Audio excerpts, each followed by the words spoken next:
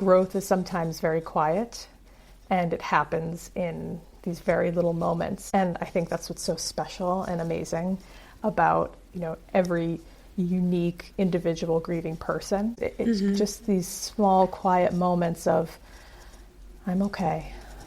It's okay for me to feel this, and it's okay for me to hold this grief for the rest of my life.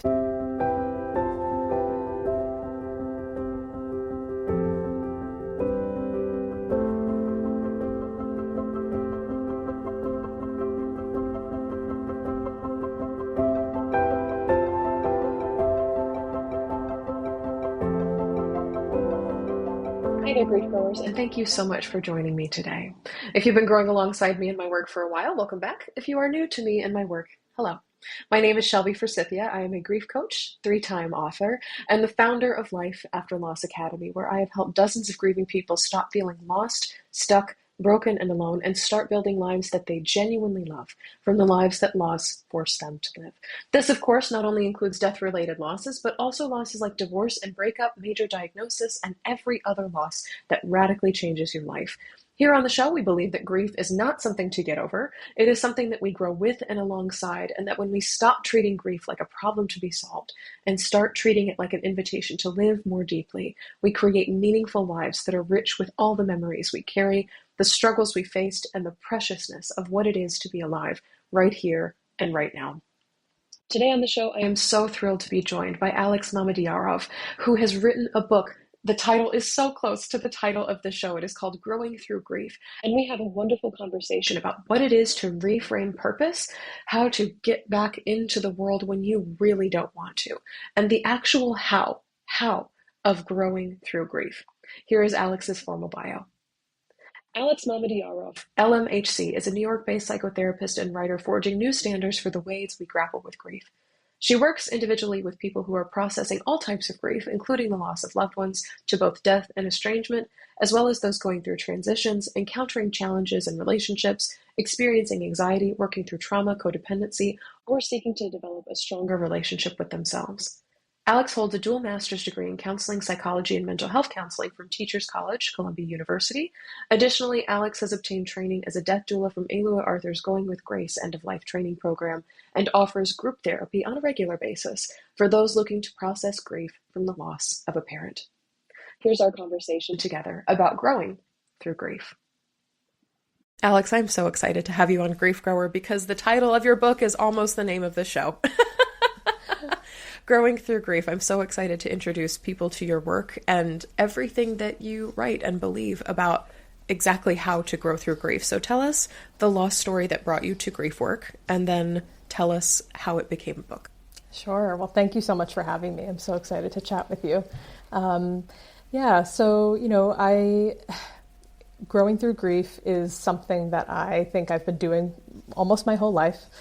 If anything, I think I really grew up with grief. So when I was 8 years old, my dad was diagnosed with esophageal cancer, and he died 3 months after his diagnosis. So that completely changed my family's life. First really big loss in our family. And then about a year later, my mom was diagnosed with breast cancer. So she had a very different journey. She was sick for 5-6 years. She went into remission at one point.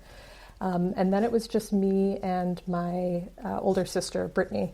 My mom died when I was 14, about to turn 15. My sister became my guardian. And, it's something that, like I said, I grew up with. And I found that the growth really never ends. It's something that, I've had to kind of renegotiate and figure out where it fits in my life with every milestone as I get older. And so it's sort of been this unintended experiment, I think, certainly not one I signed up for or asked for, to, see how this works. But through that, I really believe in our capacity to grow through grief. And, I wanted to make something that I could, share with other people about both my own experience, but also my clinical experience as a therapist. And that's sort of that's a little bit of background on my story. Yeah, and something I love in your work as a therapist, or at least what I've estimated of you from Instagram, is that most of the people that you work with are people who are grieving.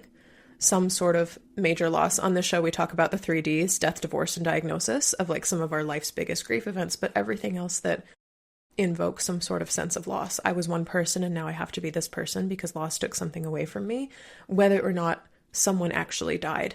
And I think this concept of growing through grief and the grief never ends is something that you just say on repeat over and over and over again through your work, presumably as a therapist, but definitely in your public spaces on Instagram and in this book. And it's something that's so validating to hear because sadly, we do still live in a move on and get over it sort of society that just thinks like, I can't believe you're still sad about that. Or you think that's bad. I had to grieve uphill in the snow both ways and I still got over it. Like just this sense of if you're still grieving, you're not doing it right.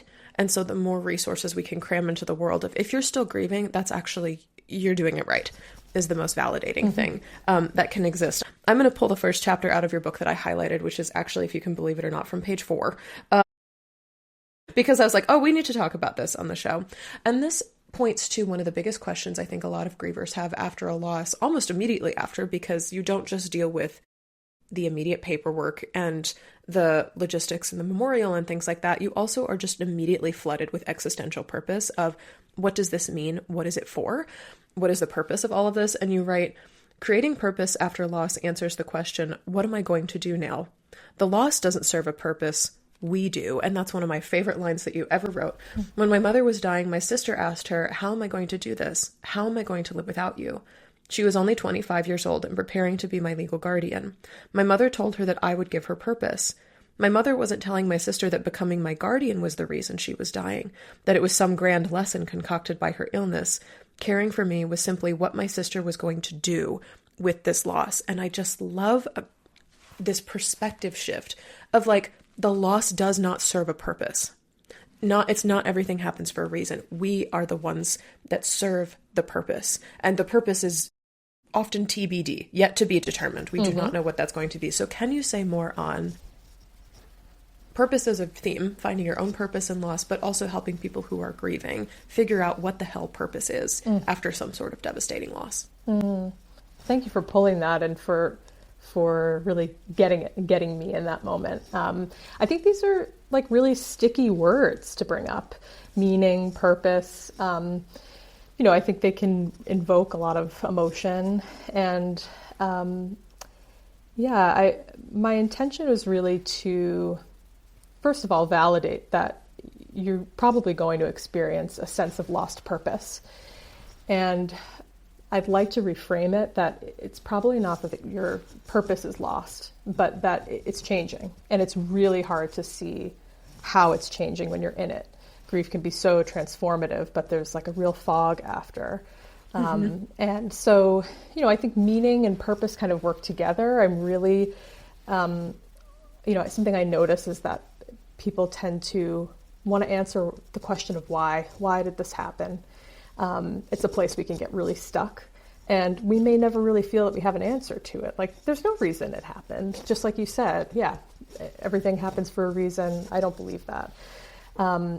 It's not, why did it happen? But what are we going to do with this going forward? What does this mean for our lives going forward? And so I think meaning and purpose kind of work together in a way to sort of answer what was all of this for, and the way that I answer that for myself is going to be totally different from how somebody else answers that, right? So for me, I mentioned this in the book that what was this all for? My parents gave me such a sustaining love. It's something that I'm so grateful for. And the loss of them has really deepened my motivation to share that love with other people. That's where I'm at with it today, right? And that could change and that will continue to evolve. But I think the first part in terms of like giving people something to hold on to is just recognizing that it's okay to feel totally lost when it comes to meaning and purpose. And just know that you are changing, you're going through something hugely, hugely transformative, and it's going to take time to really kind of like arrive at whatever that is for you. Yeah, I hardcore support that. And I also really appreciate in the book you mentioned sort of, I don't know that you use this language, but I use this language, so I'm going to use it right now, but like experimenting with purpose. And yes, it's a thing that comes with time, but your purpose or purposes might evolve or kind of triangulate or constellation That's the word I would like to use, with that time. And in my online course, Life After Loss Academy, we talk about purpose and meaning last, after we've done, how do I feel secure in the world again? How do I release what can no longer be? How do I fold my loss into my life? How do I do grief with other people? And then we talk about what the hell does it all mean? And something that we do as an exercise is treating sentences or stories of meaning and purpose like sample chocolates in a chocolate shop. And everyone has different tastes when it comes to chocolate. And so there's people who say everything happens for a reason, or it's all a part of life, and there's some divine circumstance or fate that we're all under. And some people really like how that chocolate tastes. And it's a very common chocolate that gets bought and sold in stores all over the world. And then there's other meanings of like, well, maybe this doesn't mean anything. Maybe I'm the source of the meaning, or maybe there is no meaning to anything whatsoever. And like, how does that taste to you as a meaning to try for this season or this moment? Or maybe this means that I got to go back to school, or I got the money to buy a house after a loss. Or maybe this means I was never meant to have children. Or maybe this means I'm just a failure and have no purpose to society, or something like that. And so there's really bitter meanings and chocolates and things to assign to yourself. And then there's really positive ones, but neither is necessarily bad or good. It's just like, which ones are you consuming or believing or telling yourself in each season of life? And this sense of the loss does not serve a purpose, but we are the ones that make something of the purpose. We choose what that means. The loss is not choosing our purpose for us. God, that just like, I loved it. I loved reading those words put together. Like that was really something I needed to see written down. I want to transition into how do we grow through grief, because that is at the crux of the work that both you and I do. And one of my favorite things that you wrote is just a single sentence. It is, grief waves are supposed to happen.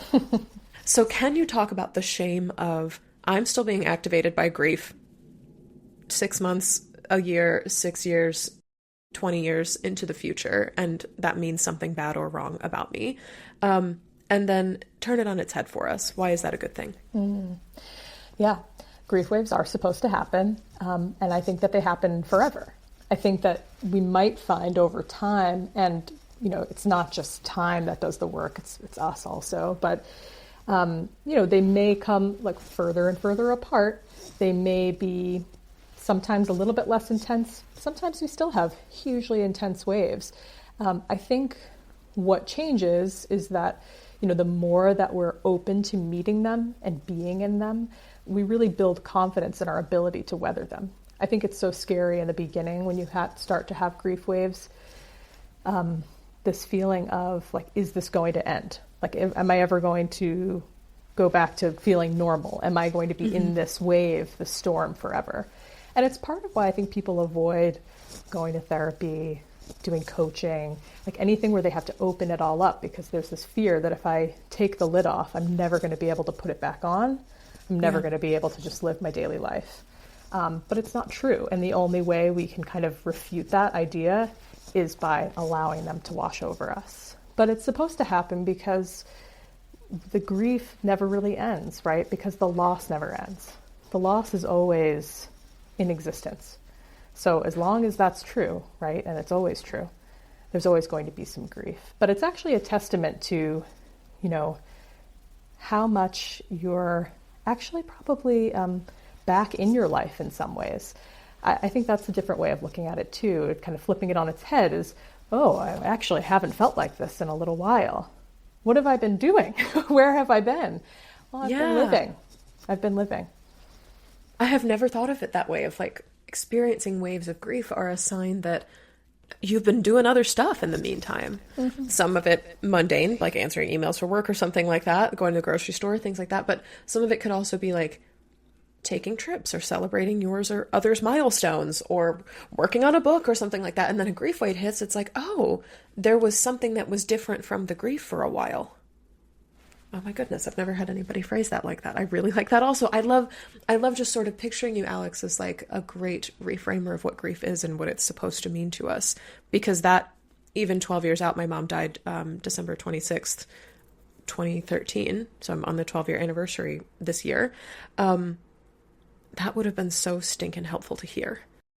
Like when I was in the first year or two of it, because I think I assumed, like a lot of people do, that because I kept feeling immobilized by grief or like knocked on my ass for hours or days, that there would be no way that I could ever climb out of it. And something that you also talk about in the book is oftentimes the things that we have been forced to go through are evidence that we can do other hard things. Mm-hmm. It's kind of like the cliche, like, we can do hard things, we can do them together. But you were like, sometimes grieving people use the loss. Like, I survived my dad's death.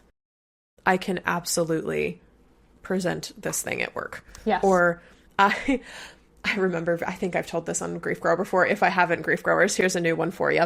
I served tables after my mom died here at a white tablecloth restaurant in Chicago, and this lady absolutely chewed me out because I forgot to bring a sauce that was supposed to go with the meals that hit the table.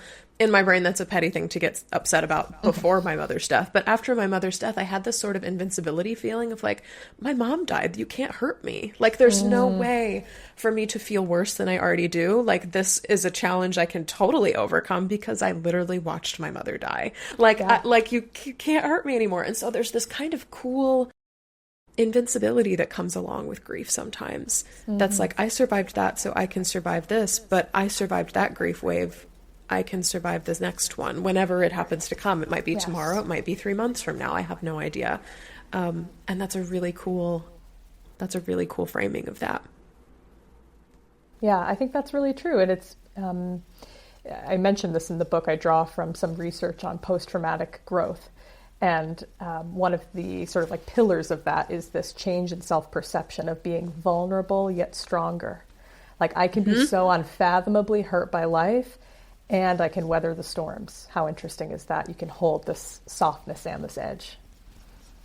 Yeah, I just had this image flash into my brain of, I don't know what movies or media I'm sort of drawing on, but more like figures. But you see these figures in media that go into battle, and I trust, this is going to sound so cliche, but I trust a warrior that has scars versus one that has just been working out in the gym, has not seen battle or war or anything yet. As I would trust them as a leader, I would trust them as a guide, I would trust them to be able to survive the next thing, because look how many other things they have survived. And so there's this sense of, yes, they've been vulnerable before, but they are now also strong as a result of it. And that's not to say that they're impossible to, like, that nothing can hurt them, that they're invincible. I know I just talked about invincibility, but it's not to say that nothing can hurt them or that they may never die. But there's this sense of, they've seen some shit, so they could probably see some more. Exactly. Whether it's by choice, I'm running into a battle that I willingly chose to endure, or life is doling out some stuff that I never saw coming, but I survived some other things, so maybe I can survive this one too. And that's for the macro and the micro, the big life-changing stuff, but also our everyday fears, our everyday anxieties, our everyday bracing for the impact of the next grief wave. Oh, absolutely. Yeah, I love that. I'm pulling up my book, Grief Growers. Sometimes I have the blessing of being able to pre-read a book before it's on shelves, but the curse of that is that it's on a Kindle that's password protected. So every time I read something, I have to go in and type the password again. I want to get into, this is a part I told you before we got on the mic where I was like bristling at this section, because this is something that I struggled with after my mom's death, after my best friend's death, after my cat, after every major loss that has happened in my life. I have struggled with this, and I've been mad at people who like try and poke me into doing stuff or getting back out there or keeping busy. I think part of that is because one of the first things I got told after my mom's death, which I call the first and the worst, is you just need to stay busy. And if you stay busy enough and distract yourself from the pain, then your grief will heal. But the other side of the coin of that, or I think a lot of times what people are getting at, is that when you resume relationship with the world, you heal your grief in a way that sometimes even you can't see from the beginning. You are re-engaging with the world, and that is a kind of healing in grief. So this is from page 66. Alex writes, people who are grieving not only find it challenging to re-enter the terrain of life after loss, but also to stay engaged in it. It's not necessarily a matter of going to work once and then feeling integrated back into the world, if only. Hard agree on that one. We may show up where we need to be, play a part, and stay withdrawn in other areas, not keeping connected with friends, for instance. When too much time is suspended in the in-between, we may ruminate in the depths of despair and risk cementing thoughts like these as truths. I'm never going to feel joy again. Things are hopeless. This is where I lived. Despair was my neighborhood for quite a while after my mom died. We know from research that decreasing participation in living reduces access to experiences that would actually refute those beliefs. Only by taking the risk of going out there can we access a reality in which joy and hope are still possible for us. Being out in the world also serves another function: grief integration. When we withdraw from life, we prevent ourselves from having experiences that cause us to meet the painful reality of our loved one's absence. This thwarts the challenging but necessary task of integrating the loss into our new and emerging sense of self. The more we avoid, the more we struggle with internal dissonance, finding ourselves stuck between our old life and the one that is surfacing. Confronting the painful reality isn't about needlessly suffering. It isn't about getting locked into a place of sadness from which we cannot escape. It is about letting the pain surface enough that we can use it to find a way through. And as I was reading this, I was so mad at you because I was like, how dare you tell me to get back out there and that could actually be helpful to me. This is the grief equivalent to eat your vegetables. I think in my brain is like, you got to grow through grief, but this is kind of the uncomfortable or the unpleasant tasting part of it, of like, this is not a reframe. This is not a, you know, I'm vulnerable but strong and I'm empowered. It's like sometimes you really do have to put on your shoes and leave the house and not necessarily see other people, but to engage in the world, to show yourself, to teach your brain, to teach your heart, to teach your spirit that you are growing through grief, that you are capable of doing things. So can you please speak to people like me who are like, why would I eat vegetables? My person already died. Like, why would I force myself to go do that? In this sense of, you really do need to be in the world because that is a form of growing through grief. Mm-hmm. Yeah, sorry to be the bearer of bad news, but I do think it is helpful. Here is a distinction that I would make is, yes, I think we do need to be out in the world at some point. That is not the same as staying busy and distracted. We don't have to stay distracted. So I do talk about going back to work and kind of like creating accommodations for yourself or asking for accommodations, knowing when you need to step out, you need to go to the break room. I do think it's possible to get out in the world and still honor what you're going through at the same time. And I do like the comparison to eating your vegetables. It's like, I know you don't want to do it. No one does, but it is going to probably be good for you. As long as you're not sort of like denying what's going on and completely distracting. But it is true. Like I mentioned, there is some research on this, that we have this natural inclination to kind of retreat. And it's so understandable. And I think most of us do that when we're grieving. It's soothing. And I think it serves a purpose. I talk about survival mode in the book. Like, we have to be there for a while. And at the same time, long-term avoidance, isolation, disengagement, it's just not conducive to any sense of healing. I think that has to happen in community, in connection with other people, trusted people. Yeah. Can you give like some concrete examples of like re-entering the world, of like maybe some really micro ways that someone who's like, I really don't want to leave my house, why would I do that? There's people out there. I could just leave it at that. There's people out there. There could be a grief activator around every corner. Like, what are some micro steps that somebody could take to be like, I want to re-enter the world, or I've heard it's good for me, but I really don't want to. So how do you take like a baby step to do that? Yeah, absolutely. So I like thinking about it as 1, 2, 3 things a day. And it doesn't have to be consecutive days, but just starting out doing one thing. I mean, I'm talking really at the beginning. Getting up out of bed, and maybe you change your clothes. Like, really starting there. That can be hard. So I don't have to leave the house to re-enter the world. No. Okay. Not in the beginning. I think that there are so many, if we're talking baby steps, I really want to honor that. Baby step would be like changing out of your pajamas. Maybe the next step is, I talk about kind of moving from the bed to the couch being an act of resilience, actually. That even just getting out of bed. And then maybe next you check your mailbox. Like, you just go outside just to the mailbox. And maybe you don't even go through the mail yourself. Maybe you designate somebody in your life to do that for you. Sort through your junk mail. Maybe another day that week you go for a walk in the neighborhood. Just a quick walk. And I think if you really start from there, it becomes just a little bit less daunting. So it does really begin before you go back to work. And I also want to honor that it's not the reality for everyone that they can take much time off of work or school. There's also childcare. But if it's possible to start small, I think it matters.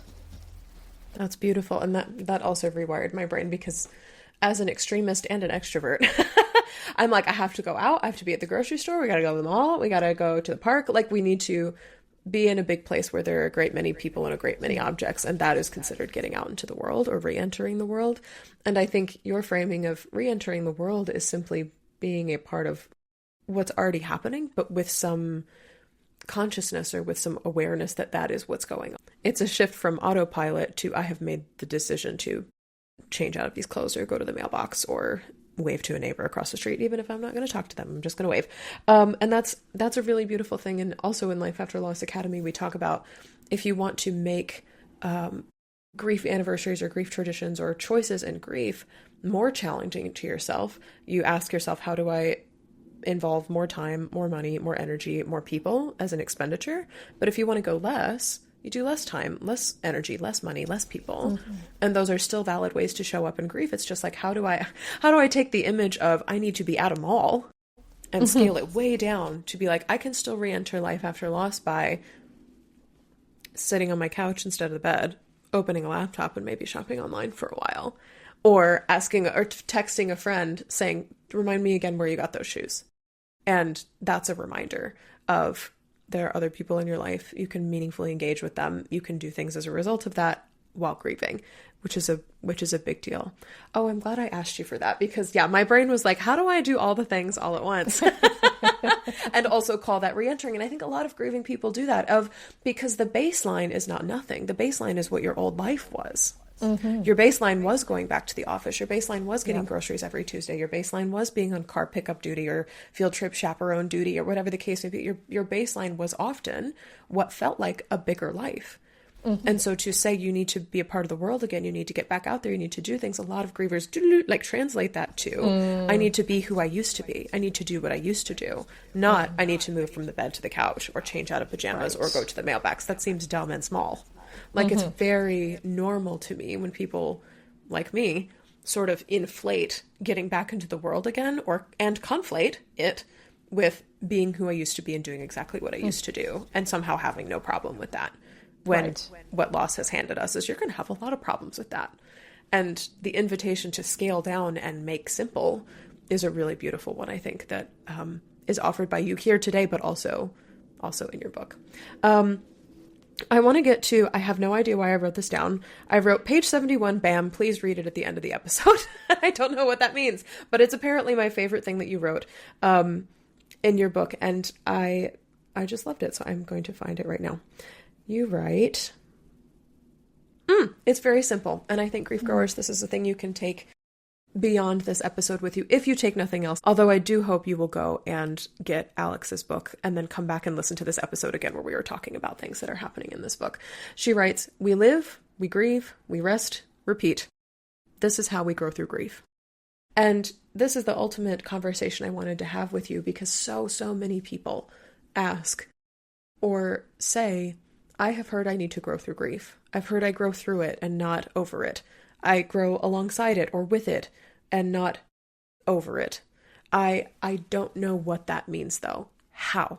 What does that mean? And literally in 3 steps with a repeat: live, grieve, rest, repeat. You're like, that's it. That's how you grow through grief. You have simplified it for us. So can you say more, if you would like to say more, on what it is to grow through grief and actually how that happens in real life? Sure.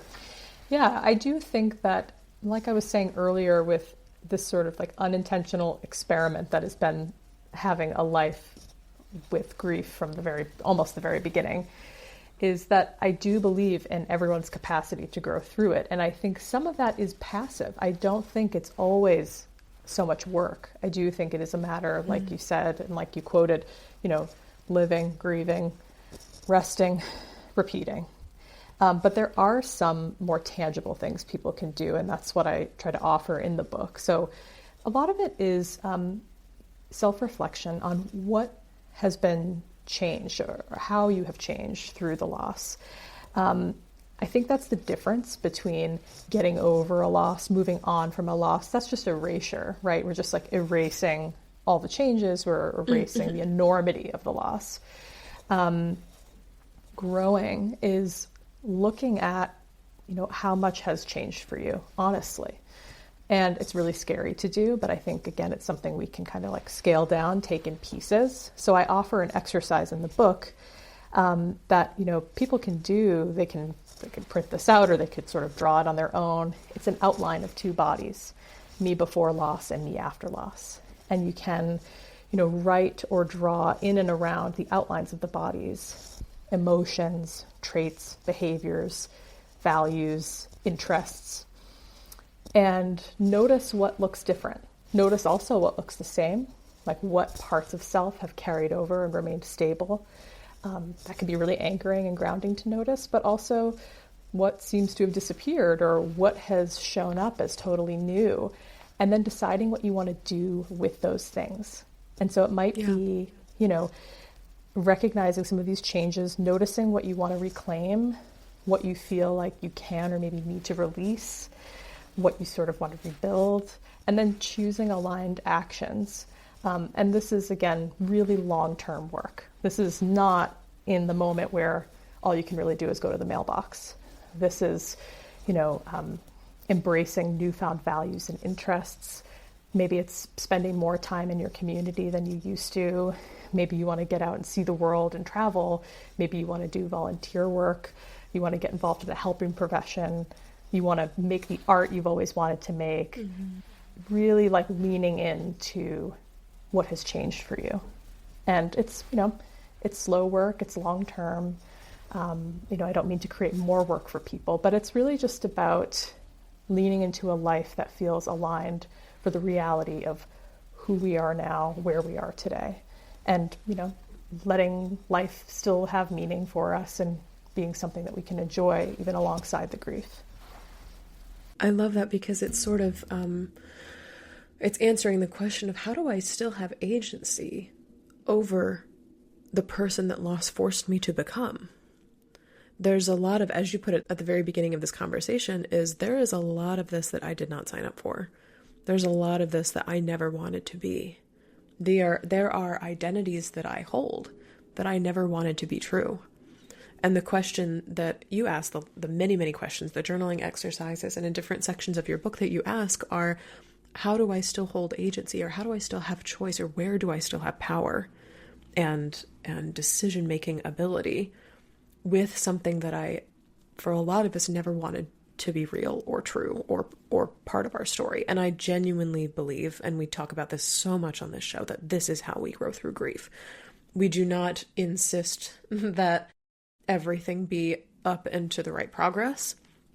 We do not even measure ourselves that way anymore. We look at the hand that we have been dealt and are probably still being dealt over and over again. We look at the things that are true, even if we hate them. We look at the vegetables and say, all right, if all I've been given is vegetables, what do you make from that? If all I've been given is stuff that's broken, or stuff that nobody else wanted, or stuff that I didn't order, what can I or do I make from that? And I think that's a really beautiful guiding question to ask ourselves in grief. This is my last question for you, and it just popped into my head, but what do you hope happens with this book? Like, if you had a dream scenario of a grieving person who picked up this book and read it, what do you want them to ultimately take away from the experience of having this in their hands? Hearing that question is reminding me of something that I really do believe, and I think many other people have said this. I'm not inventing anything totally new here, is that growth is sometimes very quiet, and it happens in these very little moments. And I hope that when people read this book, they come away with much more self-acceptance. And how that will manifest for them, I don't know. And I think that's what's so special and amazing about, every unique individual grieving person. But I hope that that's what it is. I hope that even if it doesn't look like, everything I just listed of you need to go travel the world and now you need to make it your career, you need to do all of these different things. It's just these small, quiet moments of, I'm okay. It's okay for me to feel this, and it's okay for me to hold this grief for the rest of my life. I love that. Yeah, permission to know that even when it looks like nothing is happening, there's always some sort of growth that's happening in grief. Amazing. Alex, thank you so much for being on the show today. This has been so much fun. I truly love your book. Everyone go out and get Growing Through Grief. And I'll put a link to that in the show notes. Absolutely. And if you'd like to connect with Alex, I will put a link to her website as well. Thank you so much for being here today. Thank you so much for having me.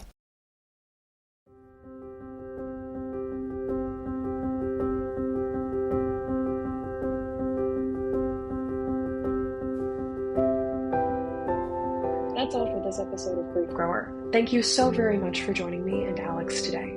If you're looking for grief support beyond this show, you can find free workshops, blog articles, and my signature What's Your Grief Support Style quiz at shelbyforsythia.com/links. And if you'd like to get support from me for your unique loss experience, join us in Life After Loss Academy, my online course and community. As a student, I will walk you through my 5-step grief framework for rebuilding after loss, and you can get live coaching from me every single week to answer your questions. Replays are always available if you can't attend live, and it's just $33 a month or $22 a month if you're a marginalized or financially stressed griever to join. You can cancel at any time. If this podcast felt validating, comforting, educational, or otherwise helpful to you, please subscribe and leave a review on Apple Podcasts or Spotify. And be sure to share Grief Grower with a friend, because you never know what someone you love is going through. Grief Grower is hosted by me, Shelby Forsythia, with music by Addie Goldstein. Until next time, Grief Growers, I see you. I am so proud of you and the work that you're doing in the world, and I love you. Because even through grief, you're growing.